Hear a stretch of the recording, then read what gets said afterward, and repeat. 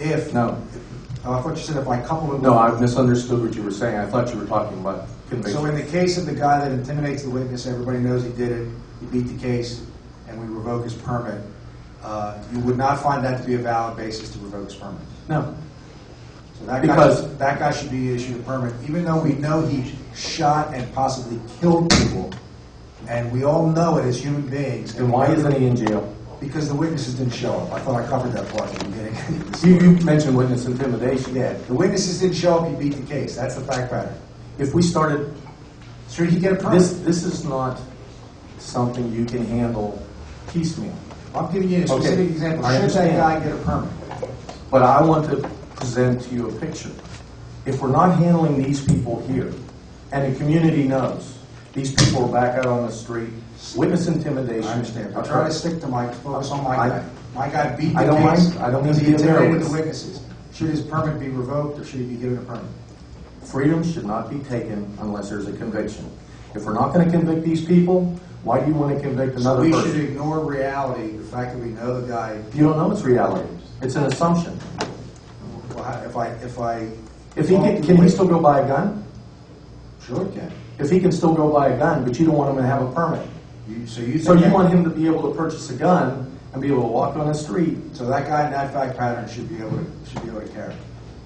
That's the difference between Pennsylvania and other states. They base their permit process on convictions. They don't have a problem.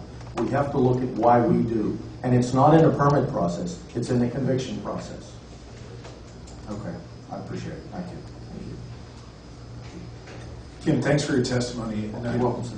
genuinely appreciate the consistency of your argument, even if I may disagree with parts of it. I truly do mean that, and I say that in a genuine way. Well, I'm sorry, I didn't mean to blur the lines of distinction here. I thought we were talking about convictions, so that's my fault. I almost had it. Well, as a former military man, we know almost only counts on horseshoes and hand grenades. Hand grenades, right? Two former military guys. All right. Kim, I just wanted to come back to your prepared testimony and ask you a couple questions, if I may. And I had cited your testimony before when I referred to questions to Mr. Grady, and so I appreciate you including in Charles Bronson's email or letter. You speak on page 4 of your testimony about Philadelphia's dubious record with respect to license to carry firearm permits. Mm-hmm. And we had heard testify earlier by the lieutenant that over the last 2 years, 92.5% of all requests have been approved. And I recognize the 40% revocation thing, so let's hold that for a minute, because I just want to talk about the approval process. You refer to that in your testimony as an excessive and baseless denial of these licenses, 92.5%. Help me understand that, because to the layman, and I am a layman on this, 92.5% seems pretty high. So give me a sense of how that stacks up. I've asked this question to 3 or 4 different people. How does that stack up to neighboring counties or to, say, the average around the state? You pick the area. I just want to have a sense of that 92.5% figure and how that stacks up. Well, in deference to Representative Lentz, you almost had me here. The fact is that I haven't seen any proof of 92%. The suspicions I have from talking to attorneys, not just John Mirowitz, but others, is that the figure is lower. Okay. And so I want to see proof of that. And as a citizen of this Commonwealth, I would insist upon that before I could compare. But I will give you what other counties run into. Please. Other counties approve anywhere between 97 to 99.2% of their permits. Okay, so that's if their figure is correct. So assuming they're 92.5%, 1 year is 90, 1 year is 95. Assuming that's correct, they're about 5 percentage points off from the state average. Is that about right? Okay. Is that obviously? I appreciate the fact that every permit that is denied, I understand from your perspective and your organization's perspective, is a significant deal. But is 5% significant statistically, in that if you look at the counties, is there a significant difference in some of the lower counties versus the higher counties, or is this really the bottom at 92%? Well, I'm going again, to... assuming that 92% is accurate, and I'm not asking you to to support that figure. I'm just saying based on the lieutenant's testimony. I promise I didn't go to law school. Statistically, it depends on how many permits are applied for. Philadelphia and Allegheny County being the larger counties, that's where the revocations. She says 5,500 last year. Yeah. But the comments by Representative John Mirowitz were correct in that they make it very difficult to actually access the system. And if we're going to have a permit process, I mean, why can't we have in Philadelphia the same thing they do in Westmoreland County? They actually have a van that goes around to different functions. Right. And does the permit checks there. Okay. They don't do that. The fact is there is a prejudice against self-defense in Philadelphia.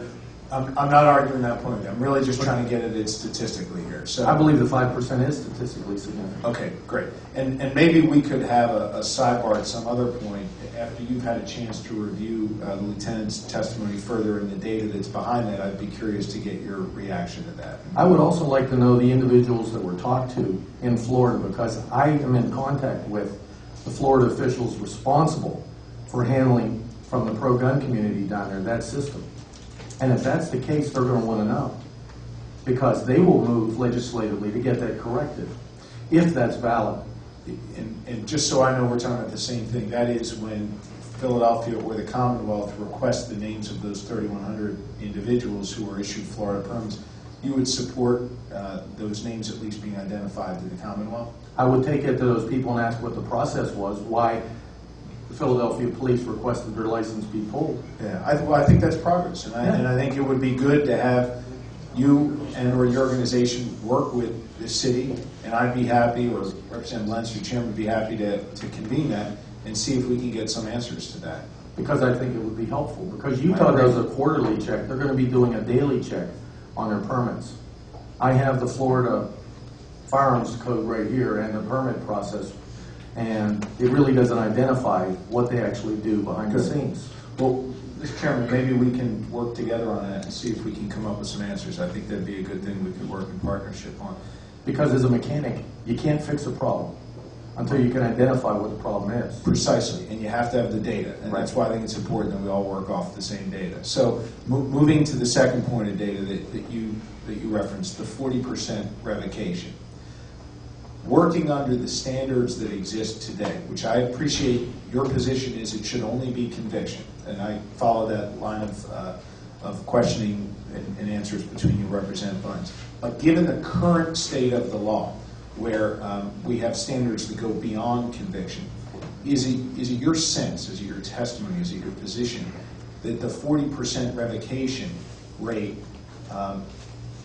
falls outside of what the accepted standards of law are today? Not Yes. what you hope the standards of law would be, but what the standards of law are today. Yes, and what's lacking in this state is accountability. Officials and bureaucrats aren't accountable. Help me understand that. Of the 40%, I'll give you an example. I'm sorry, Ken. There's a gentleman here today who drove here, who left his firearm in his vehicle because he knows, that he would like to defend himself. If his vehicle is stolen, his permit will be revoked. If houses are burglarized and his firearm is stolen, his permit will be revoked. Why? Under what authority? Remember, If he appeals that, will that be upheld? Have people appeal those kinds of... in general, you're going to need an attorney to go through that process. But in other words, if the court were to hear, excuse me, if the court were to hear that it was revoked because your car was stolen, eventually it would be overturned. and the right would be restored. In all likelihood, yes. And to However, our earlier conversation, if there was some penalty against the agency that revoked it on that basis. there should be a criminal penalty. It took a person's Let's say freedom. it was a civil penalty. Let's say that the agency would have to pay legal fees. Legal fees and treble damages. Or let's say you had something like that. If we were to add that to say that we were penalized, would you then give us the right to say that if your Pennsylvania permit is denied or revoked, you don't have, Pennsylvania law enforcement doesn't have to recognize that as state law? If it's based on a conviction, yes. I'm sorry I'm old-fashioned. I apologize. Consistent. Okay, so you believe of those permits that are revoked, there are some that fall outside what the current standards of law are? Yes, sir. Okay, and you believe that that revocation rate is higher in Philadelphia than in other counties? From the state police database, I'll give this to the committee right here. Well, okay, no. Certainly their numbers are going to be higher because there's more crime being committed in Philadelphia, and we can have other hearings on why that is.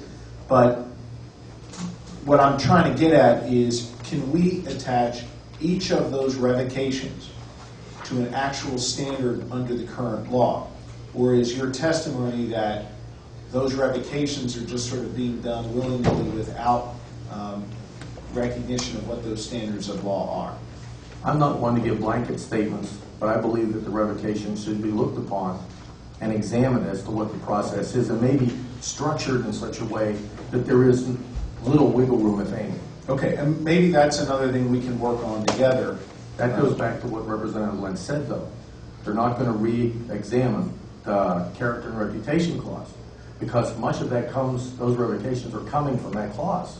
Right. And if we're not going to put restrictions on the arbitrary and capricious way that they interpret that, then we're going to continue to have a problem with revocations within at least Philadelphia, and in some cases even Pittsburgh. Are you a member of the NRA? I know you're Life member. Is that okay?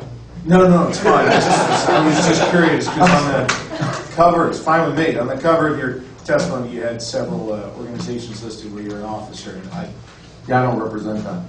no problem. The Philadelphia Inquirer says we make them look like liberal bedwetters. So,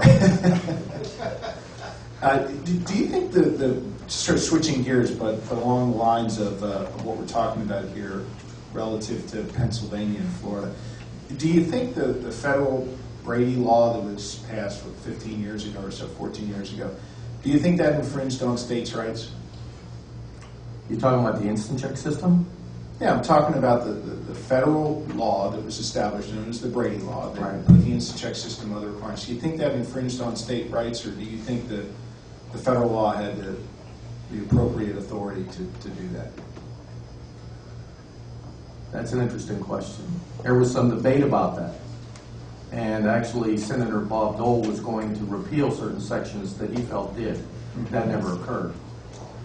I believe that there's a very good likelihood that interpretation could be made. I think we could make that. However, I think that having a background check process, as long as it's not intrusive and doesn't cost any money, is a good thing. I believe the Pennsylvania instant check system is patently and blatantly illegal. Not only that, it's redundant, and we could be hiring those state police officers today if we just got rid of it and went with the national system, and you wouldn't be paying to exercise the constitutional freedom. Do you think we should utilize other states' instant check systems? Well, no, we should utilize the national one that 38 other states do, and they don't have a problem. Do you see anything sort of contradictory from the standpoint that we are not, here in Pennsylvania, at least as it relates to 3,100 people who would like to carry a concealed weapon, that we're not relying on Pennsylvania's state laws and state systems, recognizing, of course, you don't agree with them, or at least portions of them. Do you see something sort of patently inconsistent between those two views? Not really, because the instant check system denies based on convictions within a state as well as federal convictions. Okay. And you can have a federal conviction. What they're trying to do is network just that somebody in Nevada that might have committed a crime there, conviction, I might add, not an arrest, Right. okay, is going to be held accountable in Pennsylvania. In many cases, we don't even do that with hunting licenses, or we don't even do it with driver's licenses to a certain degree. And I think that goes to the heart of the problem, is that we view in a relaxed nature privileges, which driving is, versus self-defense. We want to make it more difficult and restrictive. Right.